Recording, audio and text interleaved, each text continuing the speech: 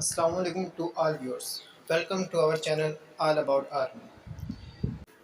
हम आपको अपने चैनल में इंशाल्लाह बेस्ट प्रिपरेशन कराएंगे आईएसएस की, क्योंकि आईएसएस भी सबका सेम होता है, चाहे वो पाक आर्मी के लिए हो या एयरफोर्स के लिए हो या पाक नेवी के लिए हो।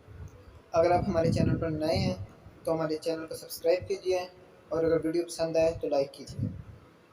इस वीडियो में इंशाल्लाह हम आपके साथ बायोडाटा फॉर्म जो फर्स्ट डे आपने फ़िलअप करना होता है उसके मुतालिक आपको इन्फॉर्मेशन देंगे कि आपने वो किस तरीके से फ़िलअप करना है और टिप्स वगैरह देंगे कि वहाँ पे आपने क्या क्या गलतियाँ नहीं करनी है। ज़ाहिर ये एक फॉर्म ही होता है, मगर ये आपकी काफ़ी वैल्यू रखता है आईएसएस सिलेक्शन में, क्योंकि ये साइट के पास भी जाता है और ये आपका बता देता है, यानी कि आपके पहुँचने से पहले आपकी इन्फॉर्मेशन उन तक पहुँचा देता है कि आपका टेस्ट क्या, आप किस किस्म के हैं, पर्सन किस किस्म के हैं, पर्सनैलिटी क्या है।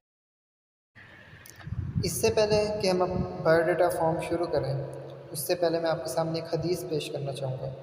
सैयदना अबू बकर सदीक़ रज़ियल्लाहु अन्हु से मरवी है कि रसूल अकरम सल्लल्लाहु अलैहि वसल्लम ने फरमाया, मिसवाक करना मुंह को पाक करने वाला और रब ताला को राज़ी करने वाला अमल है। अब हम आते हैं अपनी बायोडाटा शीट की तरफ। जब फर्स्ट डे आप जाते हैं एसएसबी सेंटर में तो आपको ये बायोडाटा शीट फ़िलअप करनी पड़ती है। ये शीट बड़ी इंपॉर्टेंट होती है, इसलिए आपने बड़े ध्यान से इसको फ़िलअप करना है, क्योंकि ये आपके बारे में इंफॉर्मेशन उनको पहले दे देती है। ये आप अगर आप ओवर रेटिंग करते हैं तो उन्हें लगेगा कि आप कंफ्यूज थे वहाँ पे शीट फ़िलअप करते हुए, इसलिए आपने ओवर रेटिंग नहीं करनी, जितना नीट हो सके इस शीट को रखना है। हाँ, अब हम पढ़ते हैं अपनी शीट की तरफ।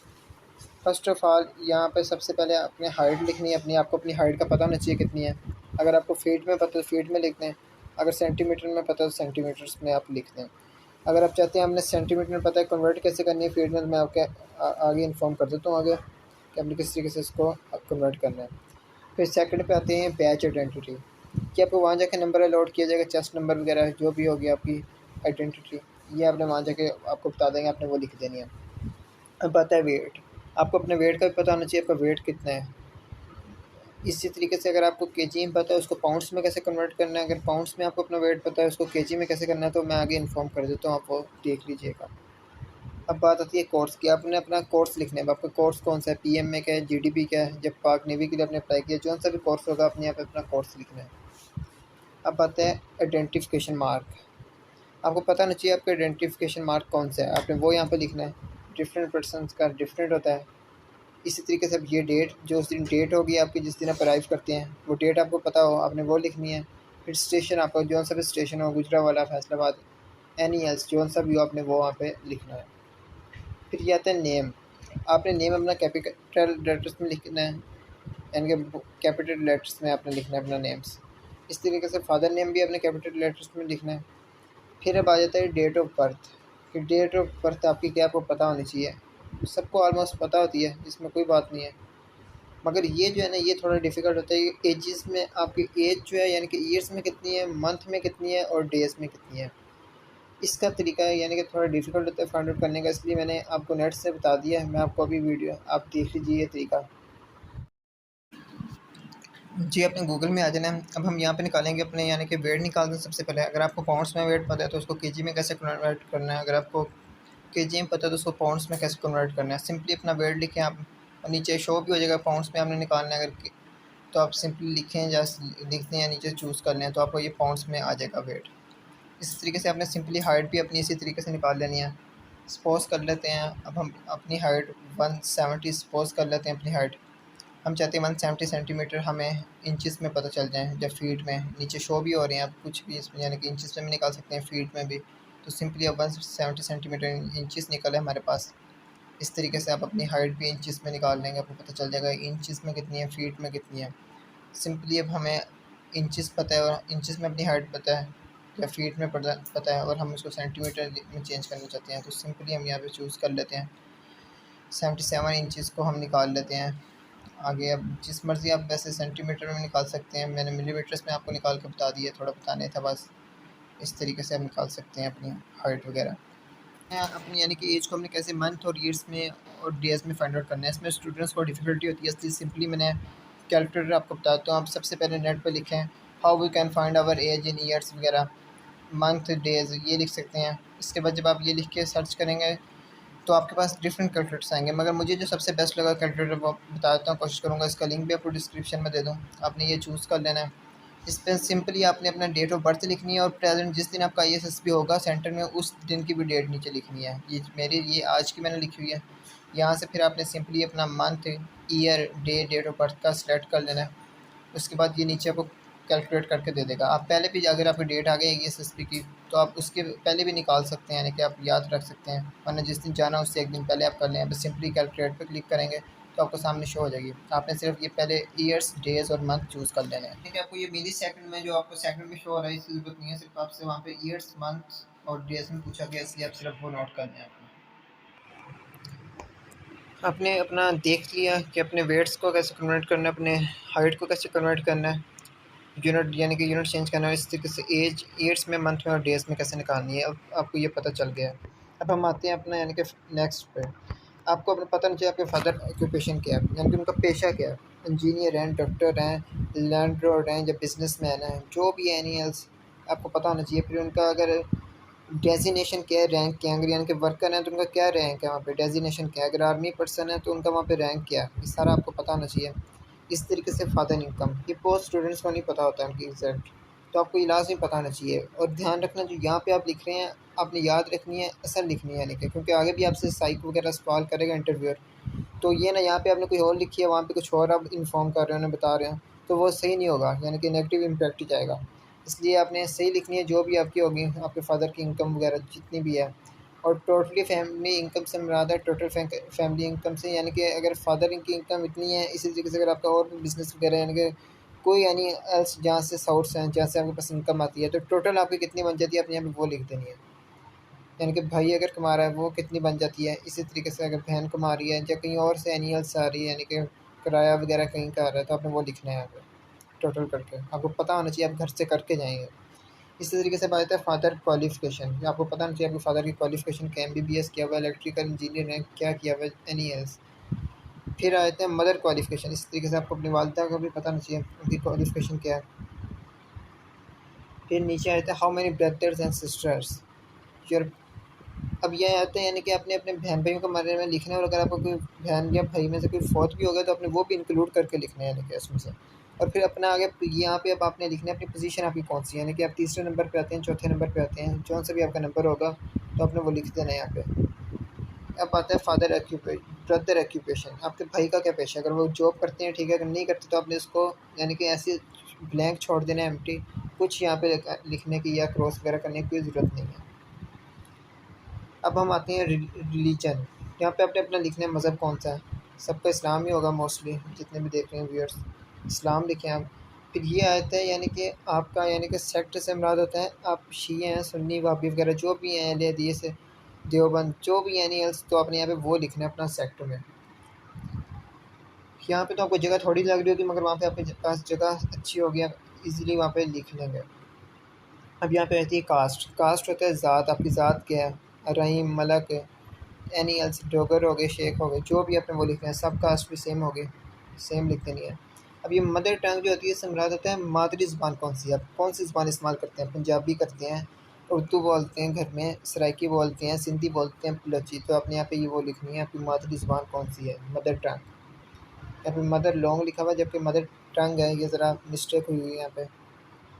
इस तरीके से अब आपने मैरिड और अनसिंगल ये आपके लिए नहीं है, आप अनमेरिड ही हैं, इसलिए ये आपने कुछ भी फिलअप नहीं करना है, इनको ब्लैंक छोड़ देना है। अब यहाँ पे जो मोस्ट इंपॉर्टेंट है ये होता है योर फेवरेट पर्सनैलिटी। अब कई लोग यहाँ पे लिख देते हैं यानी कि कायद अज़म अल्लामा इकबाल, सबसे पहले अपनी एक बात माइंड में रखनी है कि अभी फेवरेट पर्सनैलिटी आप सल्लल्लाहु अलैहि वसल्लम है, हर मुसलमान की वो होनी चाहिए और है भी, क्योंकि इंटरव्यू जब आपसे सवाल करेगा साइक तो आपने सबसे पहले ये कहना है माई फेवरेट पर्सनैलिटीज़ हज़रत मोहम्मद सल्लल्लाहु अलैहि वसल्लम। उसके बाद यहाँ पे आप लिखें अपने फादर का, यहाँ पे अपने फादर लिखना है अपने, क्योंकि आपके फादर के बारे में वो आपसे फिर सवाल करें। अगर आप कायद अज़म लिख देते अल्लामा इकबाल, अगर आपको उनके बारे में इंफॉर्मेशन है अच्छी खासी तो वेल है, आप वही लिखें, आप कायद अज़म अल्लामा इकबाल आप सल्लल्लाहु अलैहि वसल्लम, इस तरीके से जोन सी आपकी फेवरेट पर्सनैलिटी। अगर आपके पास उनके बारे में इंफॉर्मेशन नहीं है, उनकी डेट ऑफ बर्थ यानी कि कोई भी अगर कोई राइटर है उसकी बुक्स का नेम वगैरह नहीं पता तो आप फादर लिखेंगे, क्योंकि इसके बारे में आपसे बहुत ज़्यादा सवाल करेगा इंटरव्यूअर, तो आपको फादर के बारे में तो ईजिली आप एक्सप्लेन कर देंगे, जो जो से भी काम होंगे हैं उनको बता देंगे आप। इस अब आता है वाई, वाई में आपने लिखना है यानी कि हॉनेस्ट है, अगर फादर का लिखते हैं हॉनेस्ट है, ऑनेस्ट पर्सन है, हार्ड वर्किंग है, लॉयल है, इस तरीके से काइंड है, जौन सा भी आपको लगे बेस्ट आपने लिख देना है वाई में, और याद भी रखना है ये वाई वाला। अब ये यहाँ पे आते हैं, ये बार है जिन्होंने दूसरी मरतबा या तीसरी मरतबा ISSB दे रहे हैं, तो उन्होंने बता देना है कि पहले उनका बैच कौन सा था, कोर्स कौन सा, डेट कौन सी, रिज़ल्ट का क्या बना, मेडिकल रिज़ल्ट क्या आया, ये सारा इन्फॉर्म कर देना जब खुद कर लेंगे।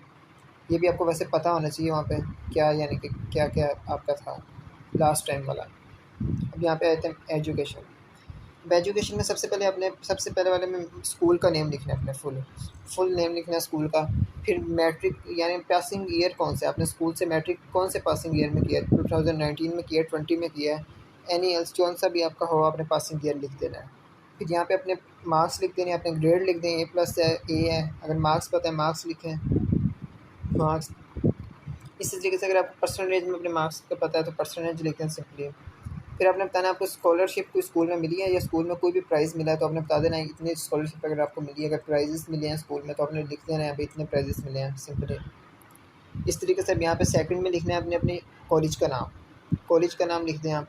इस तरीके की पासिंग ईयर FSC लिख दें, इसी तरीके से उसके मार्क्स आपने लिख देने, इसी तरीके से स्कॉलरशिप लिख देना 4th पोर्शन इस वाले पोर्शन में, और प्राइज़ जौन सा मिला हो।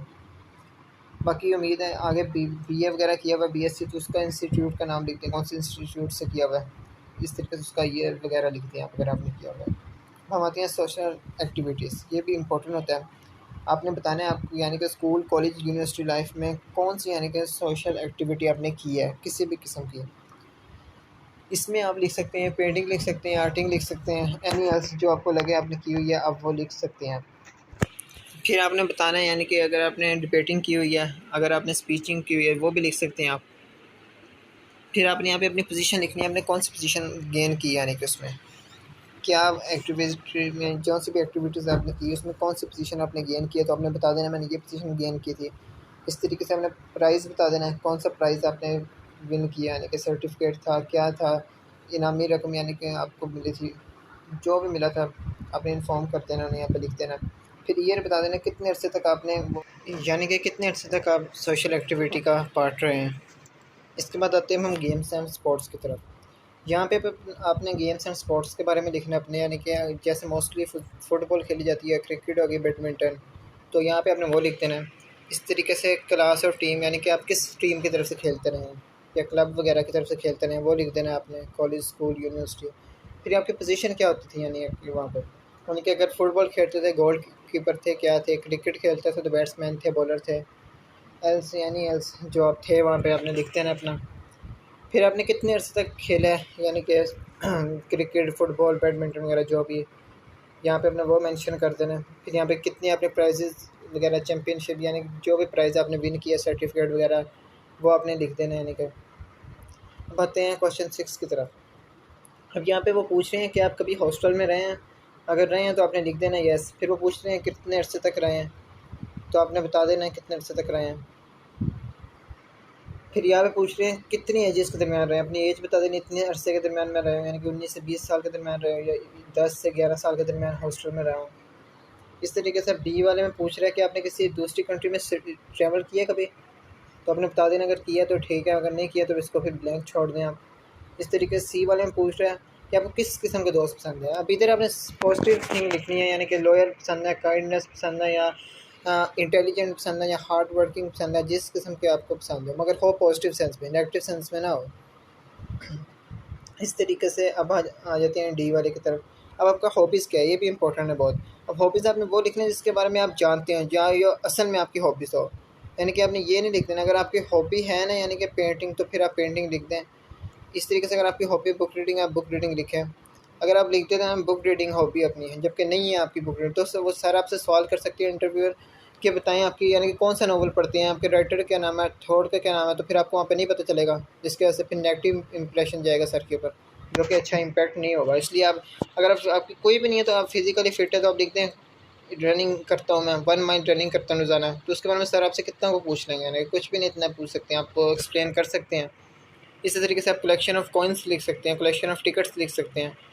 थोड़ा सा जिस जो भी आपने लिखनी है उसके बारे में थोड़ा सा इल्म आप रख के चले जाएँ फिर बस इजीली।